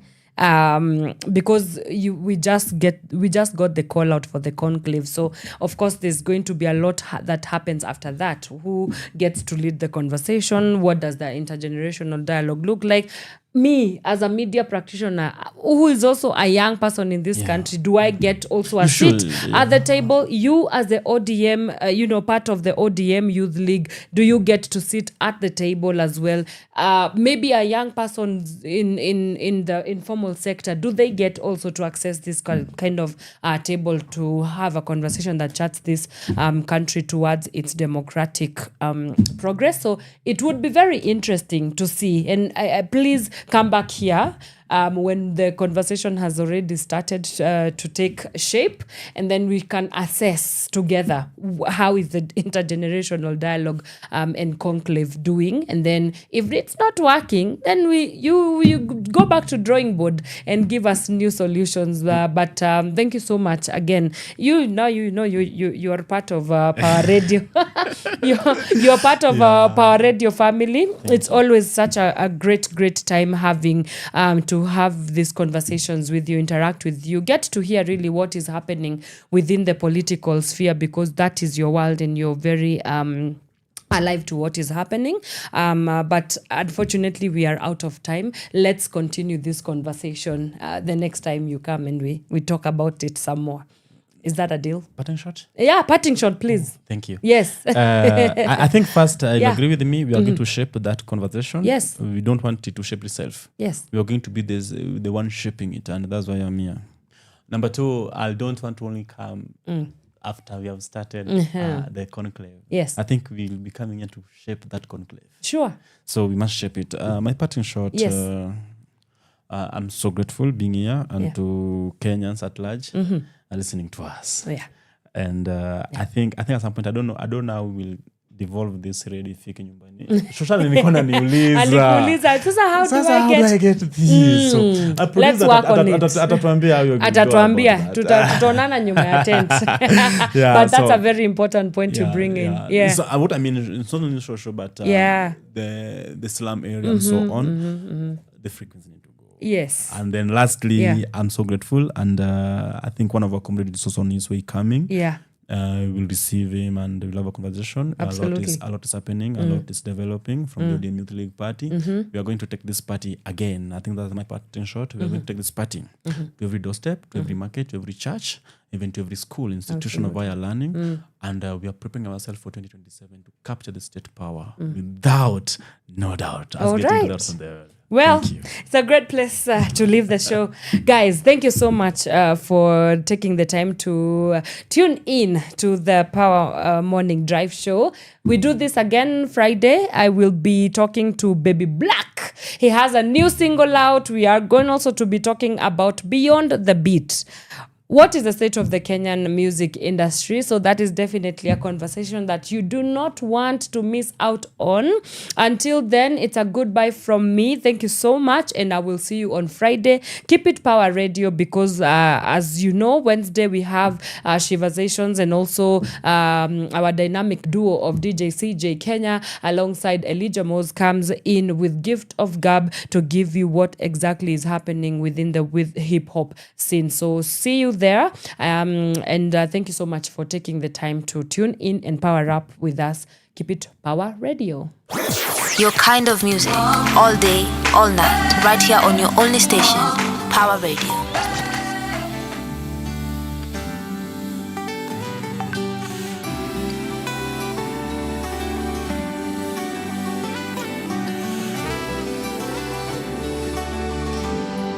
My angel in disguise, sent from heaven just to give my broken heart another chance. When ni malaika wangu, every single time you are away, my heart forgets just how to be. And maybe I should let you know, even if the earth should fly away, I'd find a way to you. Maybe I should let you know, every single night I ask the Lord to keep you safe for me. The moonlight in the dark, shining brighter than the brightest star will ever see. Malaika nakupenda, na kila saa you're far away, my heart forgets just how to be. And maybe I should let you know that even if the earth should fly away, I'd find a way. And maybe I should let you know, yeah, every single night I ask the Lord to keep you safe for me.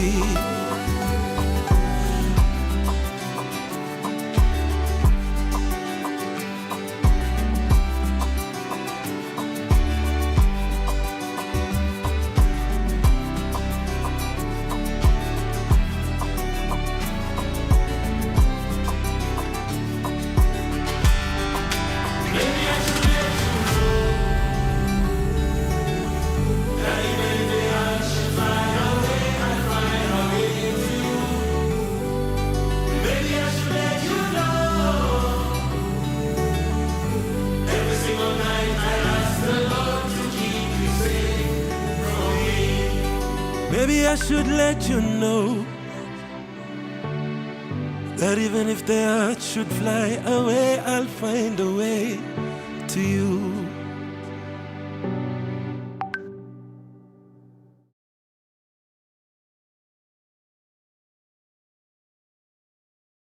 From sunrise